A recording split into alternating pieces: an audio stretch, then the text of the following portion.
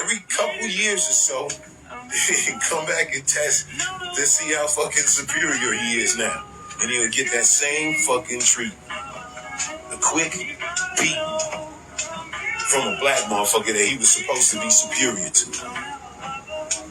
The motherfucker just didn't get it. What's the definition of insanity? Trying the same fucking stupid shit over and over and over again and expecting a different result. That's crazy. It's the literal definition of insanity. And that's what racism did to this fucking kid. It made him literally think and literally do the same thing over and over and over again, expecting a different result. And the only reason he was expecting a different result is because he was crazy racist. Racism is a fucking disease.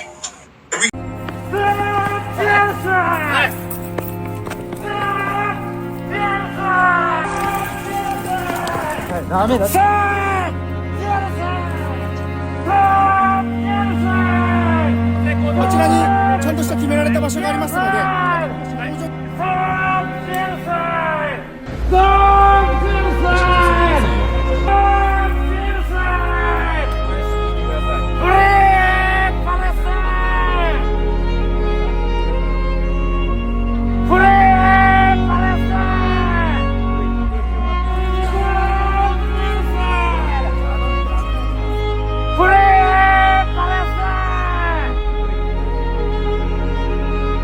does that look like? For those who start to develop myopia, there's treatment. First are multifocal soft contacts and glasses. They make peripheral vision intentionally blurry, which appears to slow the progression of myopia. Then there's orthokeratology, or ortho-K lenses, hard contact lenses worn only at night that reshape the wearer's cornea while they sleep, so that they can see at a distance during the day. And there are atropine eye drops, low doses of a substance that temporarily paralyzes the eye's focusing muscles, which seems to reduce the development of myopia. But the first line of defense is prevention. The simplest and most effective way to prevent myopia is to get kids to spend more time outside. In Taiwan, the government introduced a nationwide program in 2010 encouraging schools to get students outside for 2 hours every day. It appears to have successfully reversed a 40-year-long increase in myopia rates. And since 2001, Singapore has funded public education promoting time outdoors and conducted annual vision screenings at schools. And it seems to be working. Right now, these rates may be higher than ever, but the future of myopia will only look like this if we keep doing things the same way. And we've never been in a better position to change. These UFOs keep coming to Earth, and it made me think of an idea for a movie. Sounds dumb, but hear me out. In my movie idea, we find out that these aliens are originally from Earth. That they're from an ancient civilization that achieved interstellar travel and left the Earth thousands of years ago. Some other planet they go to and things go terrible for them in the other planet. So they come back to Earth, decide that they want to claim the Earth for their very own. It's a pretty good plot line, huh? I call it Space Jews.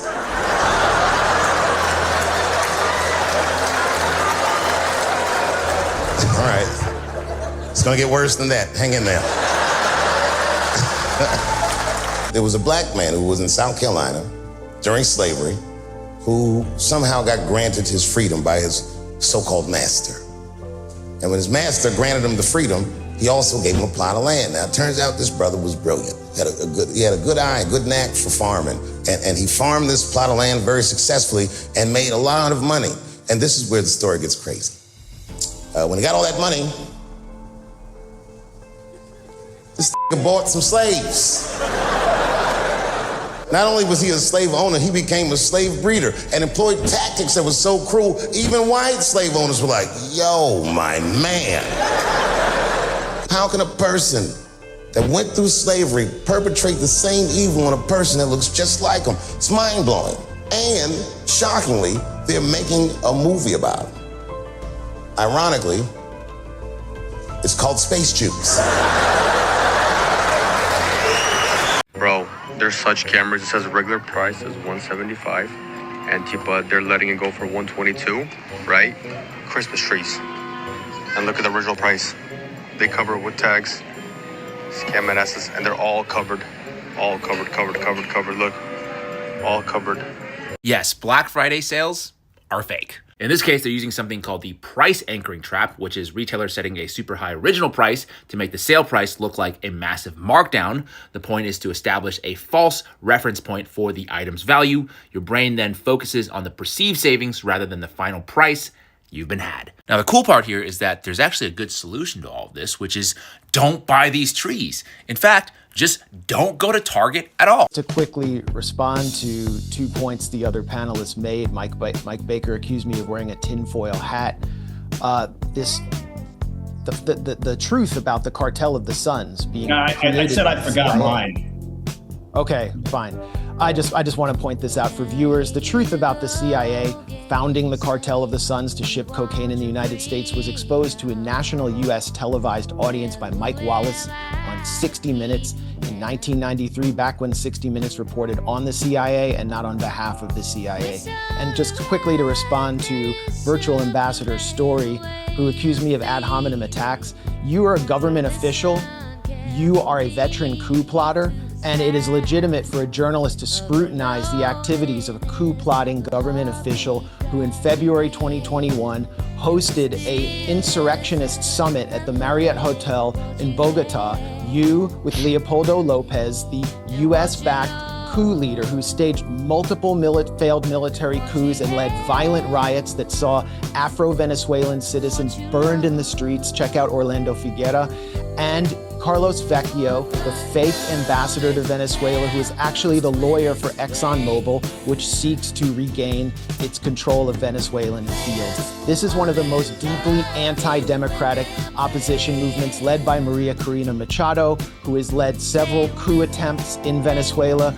I mean, it's basically like January 6th again and again with the sponsorship of the U.S. Embassy, violent riots that have killed hundreds. I personally watched Maria Corina Machado attempt to take over La Carlota Air Base in Caracas while the U.S. was trying to ram aid trucks into Venezuela, which the Venezuelan opposition subsequently burned and blamed on Maduro. This is a corrupt opposition that stole millions of dollars from Citgo after the U.S. stole it from Venezuela. This is a corrupt opposition that has paid millions to U.S. mercenaries like Jordan Goudreau, who I interviewed, who has personally described to me what the real agenda here is, which was for Trump Incorporated cronies to get their hands on contracts and to plunder Venezuela's rich mineral wealth and oil. Ambassador Story revealed the agenda himself when he appeared on a straightforward propaganda piece for regime change on 60 Minutes and said, Nicolas Maduro is a bad actor sitting on the world's largest oil reserves. Well, that's why you consider him a bad actor, because there's plenty of bad actors in the world, and neither of you will condemn ICC wanted war criminal Benjamin Netanyahu or call for his arrest, will you? Neither of you will talk about Ecuadorian President Daniel Noboa's role in the international drug trade through Benita and his family shipping company. I mean, the list goes on and on. I could spend the next 45 minutes talking about U.S.-sponsored bad actors, but there are bad actors. The reason Maduro's a bad actor is because he's sitting on oil reserves. It's only fair. Crowd, she had a grenade on her. She pulled the pin and was walking to the Marines. A woman opened the door of a small house and stepped outside with her child. The rest of the street was deserted. The local Iraqis had gone inside, most of them scared. On January 4th, 2012, 2 days after his memoir, American Sniper, was published, Chris Kyle appeared on the Opie and Anthony radio show to promote his book. At one point, a caller asks Kyle if he had gotten into a bar fight with Jesse Ventura, the former Navy frogman, WWE wrestler, actor featured in Predator, governor of Minnesota, and outspoken critic of American foreign policy. You were in a bar fight with Jesse Ventura, is that true? In his book, Kyle claims that he was at a wake for a fallen SEAL at a bar in San Diego. Also present at the bar, Kyle writes, a celebrity I'll call Scruffface. Scruff served in the military. Most people seem to believe he was a SEAL. As far as I know, he was in the service during the Vietnam conflict, but not actually in the war.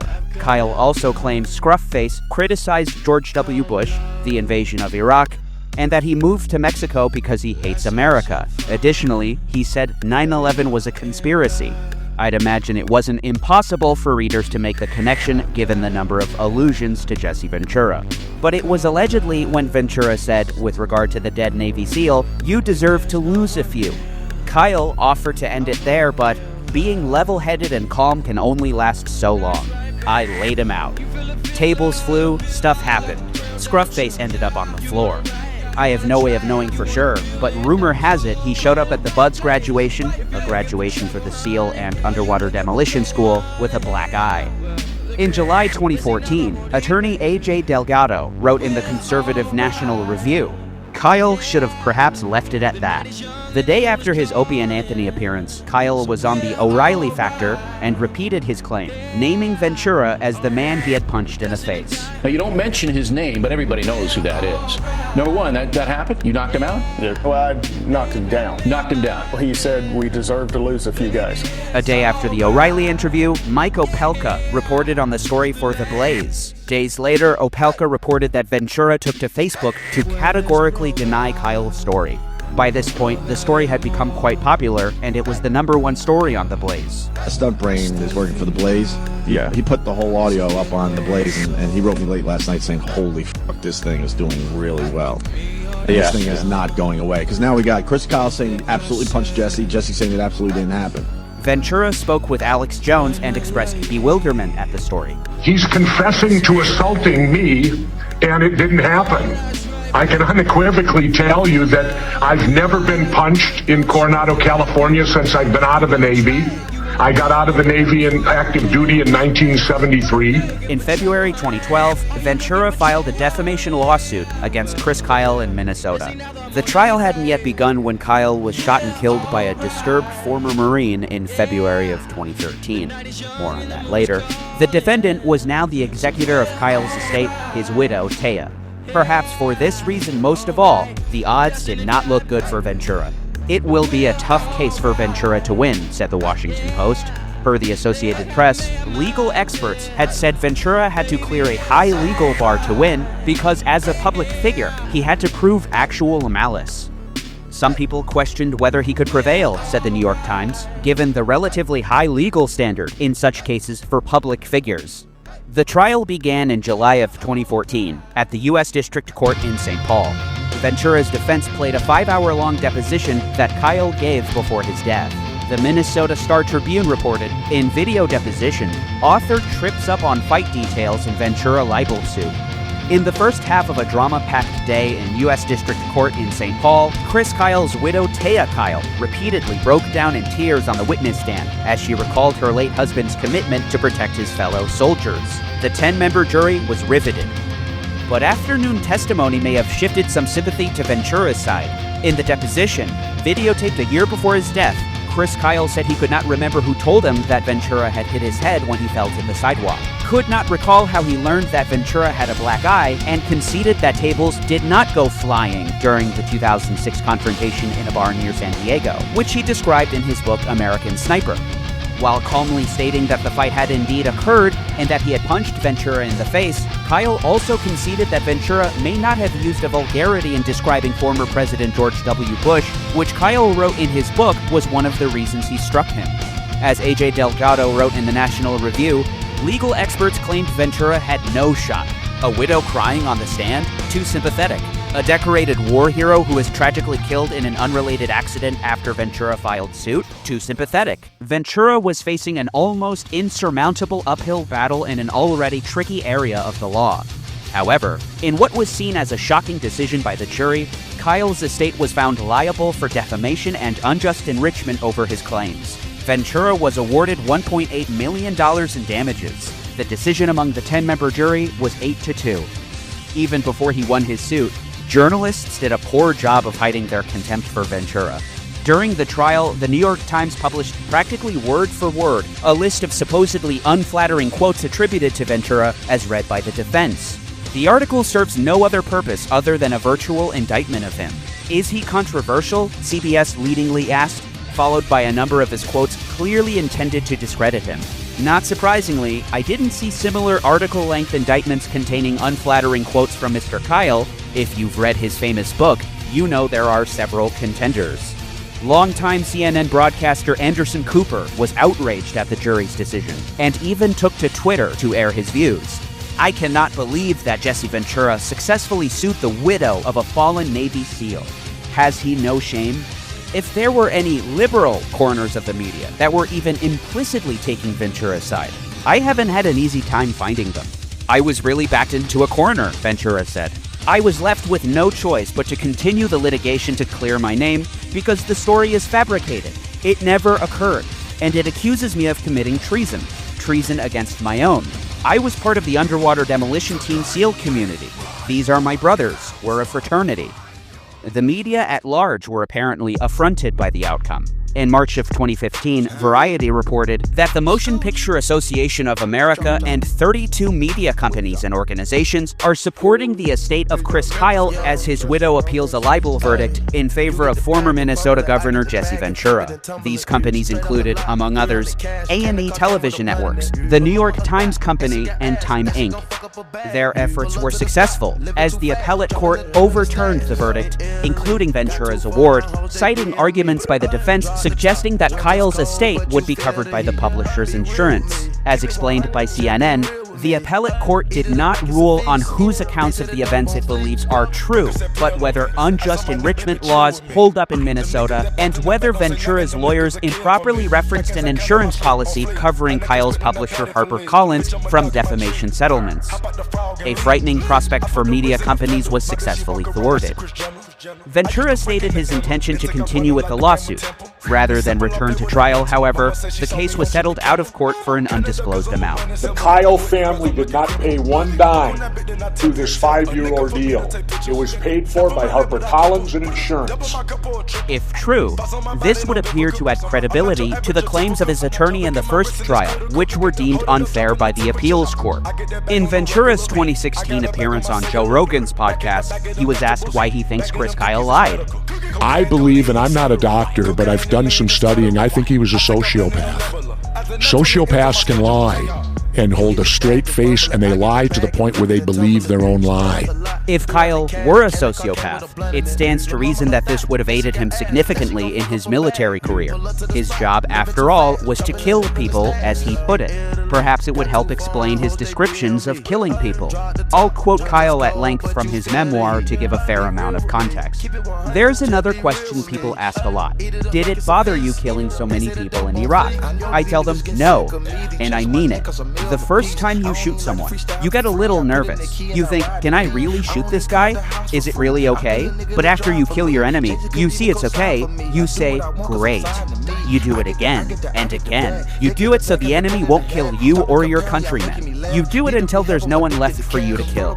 That's what war is. I loved what I did. I still do. If circumstances were different, if my family didn't need me, I'd be back in a heartbeat. I'm not lying or exaggerating to say it was fun. I had the time of my life being a SEAL. With more detail on his method of killing. Contrary to what you're probably thinking, not all sniper shots, certainly not mine, take the bad guys in the head. Usually I went for center mass, a nice fat target somewhere in the middle of the body, giving me plenty of room to work with. During the American siege of Fallujah, Kyle recalled, looking out the window, I was anxious for the battle to start. I wanted a target. I wanted to shoot someone. Describing his tattoos. On the front of my arm, I had a Crusader cross inked in. I wanted everyone to know I was a Christian. I had it put in red for blood. I hated the damn savages I'd been fighting. I always will. They've taken so much from me. In the book's opening pages, he describes the enemy he was supposedly fighting. Savage, despicable evil. That's what we were fighting in Iraq. That's why a lot of people, myself included, called the enemy savages. There really was no other way to describe what we encountered there. With regard to how many he'd killed, the number is not important to me. I only wish I had killed more. Not for bragging rights, but because I believe the world is a better place without savages out there taking American lives. Everyone I shot in Iraq was trying to harm Americans or Iraqis loyal to the new government. The first person he kills in the book was a woman he claims was holding a grenade. It was clear that not only did she want to kill them, but she didn't care about anyone else nearby who would have been blown up by the grenade or killed in the firefight. Children on the street, people in the houses, maybe her child. She was too blinded by evil to consider them. She just wanted Americans dead no matter what.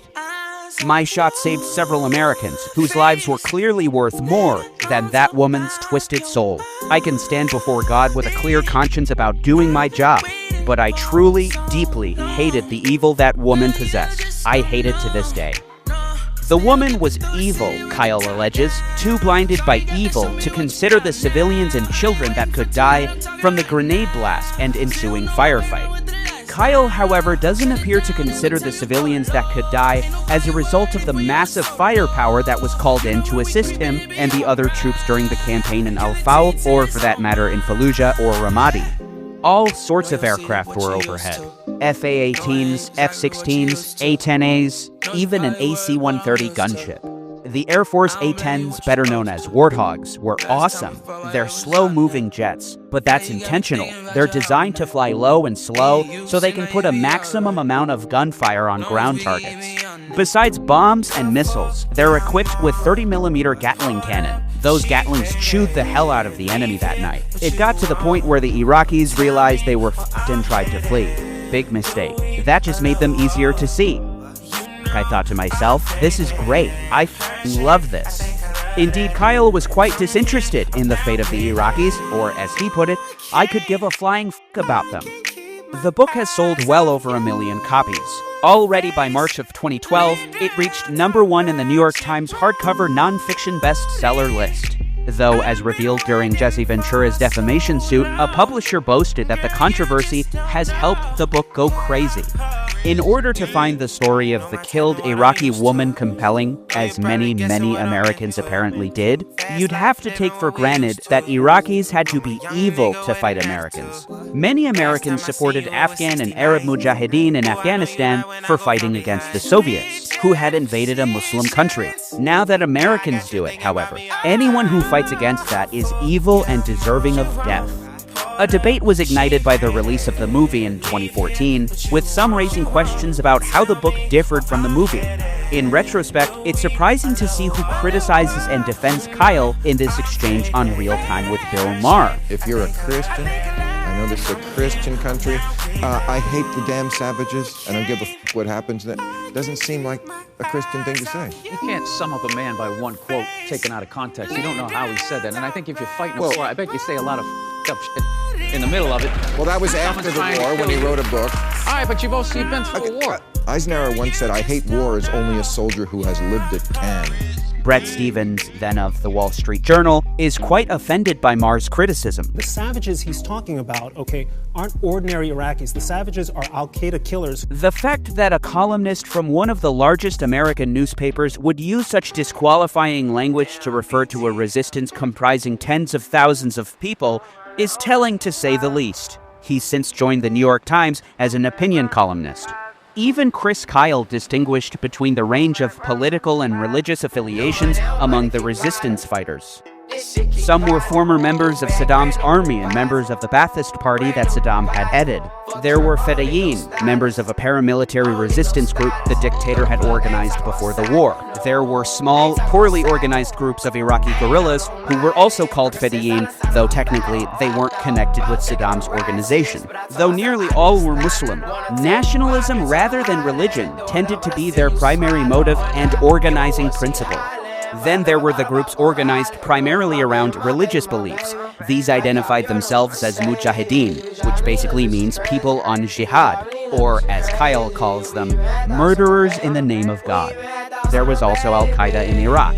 All of them, according to Kyle, deserved to die for fighting the Americans. A foreign invader imposing its will on the people of Iraq through extraordinary violence. Military occupation and all the worst qualities of counterinsurgency, such as mass internment and torture, along with aerial bombardment and siege warfare.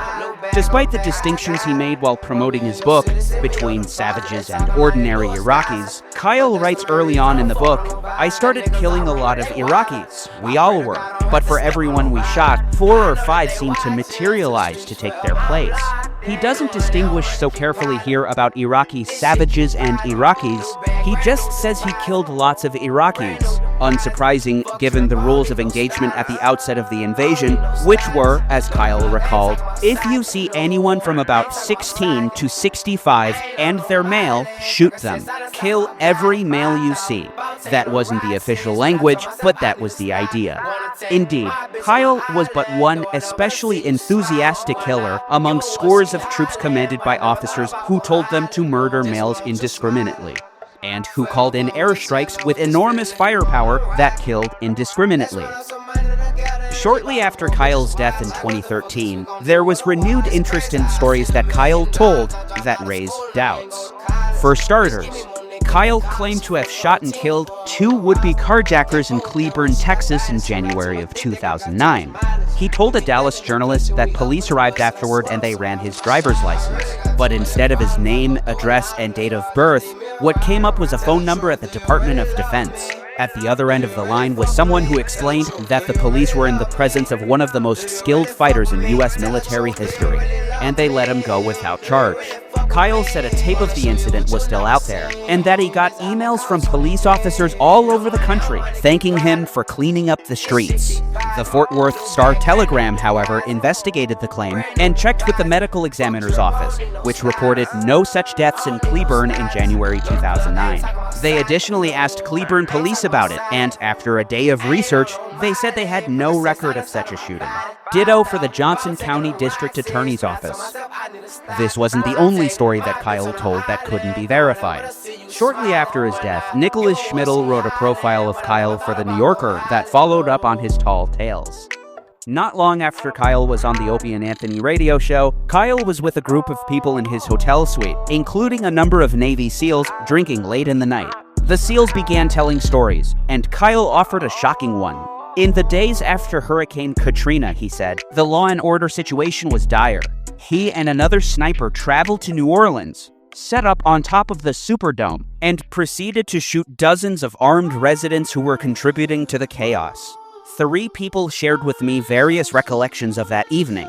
The first said that Kyle claimed to have shot 30 men on his own. According to the second, the story was that Kyle and the other sniper had shot 30 men between them. The third said that she couldn't recall specific details. In my mind, this raises questions over the discrepancy between the number of people Kyle killed in Iraq according to the Department of Defense, some 160, and his personal claim of over 250, which were not confirmed.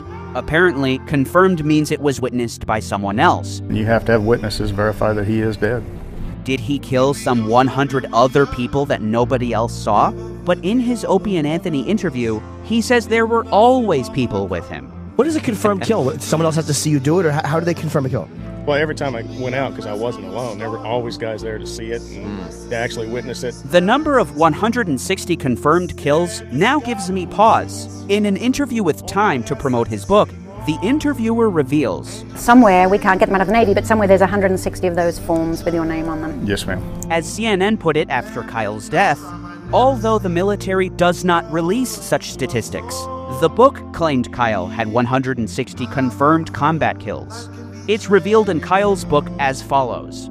The Navy credits me with more kills as a sniper than any other American service member, past or present. I guess that's true. They go back and forth on what the number is. 1 week it's 160, the official number as of this writing, for what that's worth. Then it's way higher, then it's somewhere in between. If you want a number, ask the Navy. You may even get the truth if you catch them on the right day. This description appears to conveniently leave room for the number to fluctuate, and also, since the military reportedly doesn't provide such information, to never be confirmed. I couldn't find many outlets who reported the oft-repeated 255 total killed, including confirmed and unconfirmed, before the book was published. One article from U.S. News & World Report from November 2011 announces the upcoming autobiography, saying, with 255 confirmed kills, the Iraq War veteran is considered the most lethal sniper ever. Following the book's release, HarperCollins included in a book description for their website, the Pentagon has officially confirmed more than 150 of Kyle's kills. but it has declined to verify the astonishing total number for this book. The 255 number was repeated ad nauseum by news outlets afterward, however, as the number Kyle claimed, against the 160 supposedly confirmed by the Pentagon, according to Kyle, the book's authors and publishers. Kyle's embellishments should raise questions about the other claims he made, to put it lightly. A particular story he described in his book comes to mind. One time in Iraq, according to Kyle, a man came out of a building and began maneuvering in the direction of a convoy. He had an AK. I shot him, he went down. But the army wanted to investigate this particular killing. A tank commander came out and interviewed the dead man's wife. She told them her husband was on his way to the mosque and carrying the Quran. Kyle said her story was ridiculous. But the officer, whom I'm guessing hadn't been in Iraq very long, didn't believe me. The soldiers began to look around for the rifle, but by that time, so many people had been in the area that it was long gone.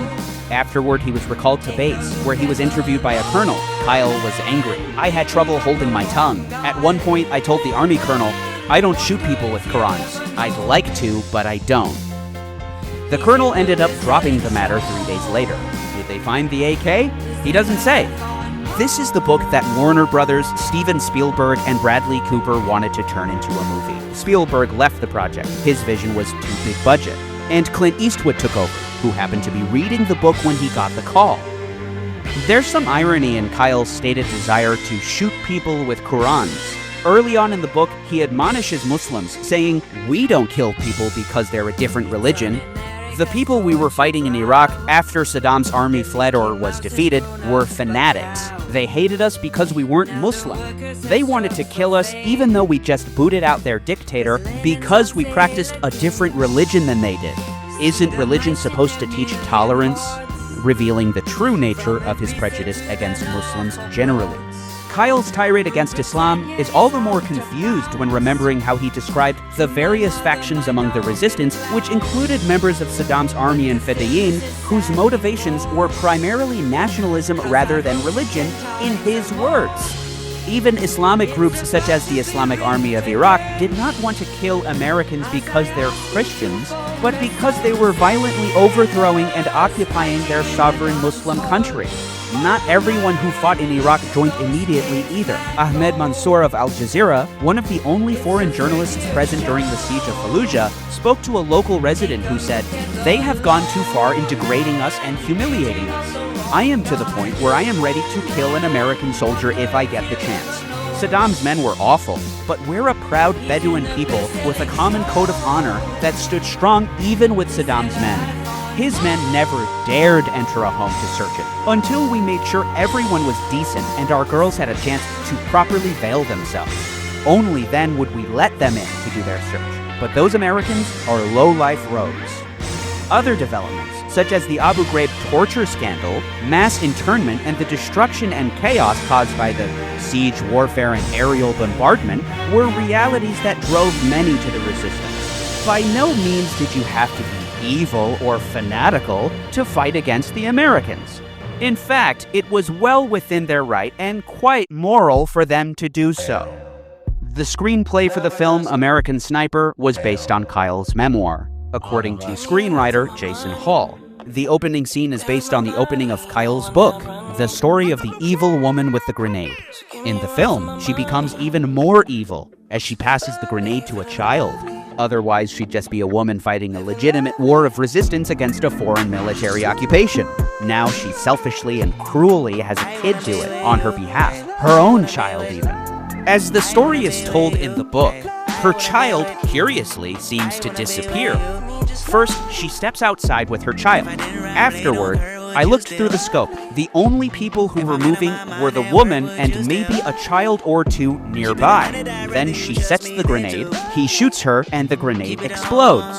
Her child is apparently no longer there when this happens, as he ponders the hypothetical scenario that would have occurred had the grenade went off, which it did, or the ensuing firefight if the grenade had killed Marines, maybe even her own child. CNN mischaracterized the story in 2013 and has never issued a correction, saying his first kill was a woman who cradled a toddler with one hand and held a grenade in the other. On Opie and Anthony, Kyle doesn't mention that a child was present when he shot the woman, or when the grenade exploded, which surely would have at least injured a toddler being cradled in her hand or arm. Actually, he said on Opie and Anthony that she was in a crowd of people, which differs from the book.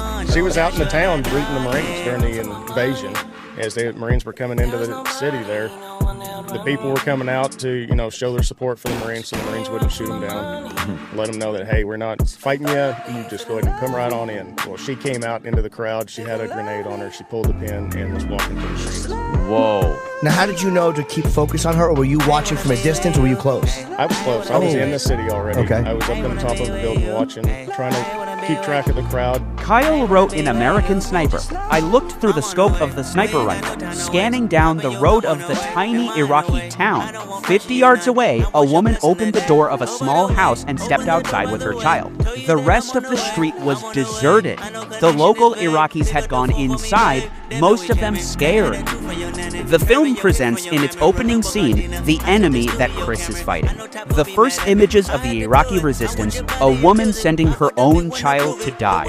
Even Chris Kyle's book reveals that resistance fighters took steps to warn surrounding civilians of an impending attack on U.S. troops. Contrary to the image of fanatical terrorists that didn't care who they killed. Kyle writes, "Insurgents normally put small rocks in the middle of the road to warn others where we were. Civilians usually saw the rocks and quickly realized what was going on. They always stayed far away.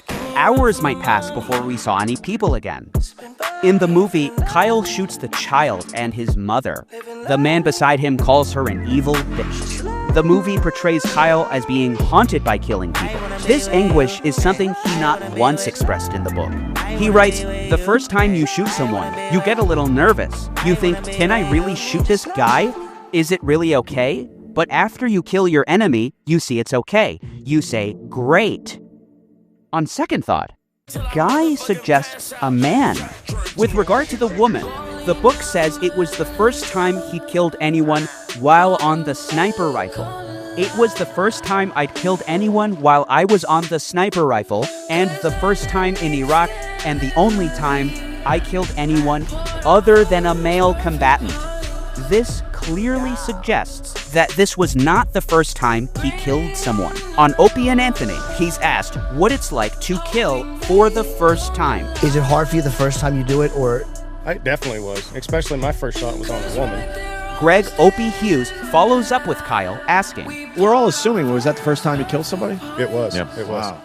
It's established from the very beginning of the film that the enemy is shockingly and wickedly evil. Responding to criticism of the film, Bradley Cooper told journalists, "It's not a political movie at all." Saying it's not a political movie is, of course, absurd. The film venerates a Navy SEAL sniper who killed Iraqis during an American military campaign and occupation of a foreign country. It demonizes seemingly ordinary Iraqis, a mother and her young child, by inventing stories of wicked cruelty that never happened. The movie was a smash hit, becoming America's highest-grossing war movie. It also earned 6 Academy Award nominations, including for Best Picture. It lost to Birdman. As described by Schmidl in his New Yorker profile, the man that shot Chris Kyle, Mr. Eddie Ray Routh, was a disturbed individual. He'd apparently killed a child in Iraq, after which his personality began to change. His father Raymond said that, while on a vacation in Texas, he was talking all kinds of goddamn I mean this off-the-wall how he's Dracula, how he's a werewolf, and all this shit. Twice, Routh walked over to his father's car, retrieved a .357 Magnum, and Raymond took the pistol away both times. After the second instance, he emptied the cylinder and threw the bullets into the lake. He was admitted to the VA hospital in Dallas. Raymond recalled, "The doctor was writing all this stuff down, and I said, Eddie, why don't you tell her what you've been telling me all day about wanting to and how you're Dracula and all this This time, Routh stayed for 3 weeks. After he was discharged, his family had a fish fry. At the fish fry, he got into a fist fight with his dad and threatened to kill his family. He again landed at the VA and was discharged a few days later. He was sent back once again to the VA after he was pacing around with a knife awaiting government agents. The Dallas VA, reportedly the worst in the nation at the time, released him after a week. His mother, Jody, was desperate, but she happened to work at the school where Chris Kyle's kids went. One day she stopped him in the parking lot and pleaded with him to help her son. Kyle and a friend of his named Chad Littlefield took him to a rifle range. On the way there, Kyle texted Littlefield, "This dude is straight up nuts," with Littlefield replying, "Watch my 6." When they got to the range, Routh shot Kyle and Littlefield with 2 different pistols, reportedly an M1911 and a 9mm 6-hour P226. Kyle was lying face down. He had been shot in the back and in the back of the head. Blood covered his baseball cap. His pistol lay in the sand within reach. Afterward, Routh called his sister, who asked him about his day. "It's kinda shitty. I broke up with my girlfriend from Louisiana." His girlfriend, who was now his fiancée, was not from Louisiana. Routh drove to his sister's house and asked if the world was freezing over, then announced that he had a new truck. His sister Laura asked if he had traded in his car, a Volkswagen Beetle, and he said no, but added, "I sold my soul for a truck. We went to the gun range, I killed them." Laura asked her brother what he was talking about. "Chris and his friend, I killed them. I murdered them." Prosecutors focused on Routh's drug and alcohol use to discount his insanity plea. Their efforts paid off. Routh was sentenced to life in prison without the possibility of parole.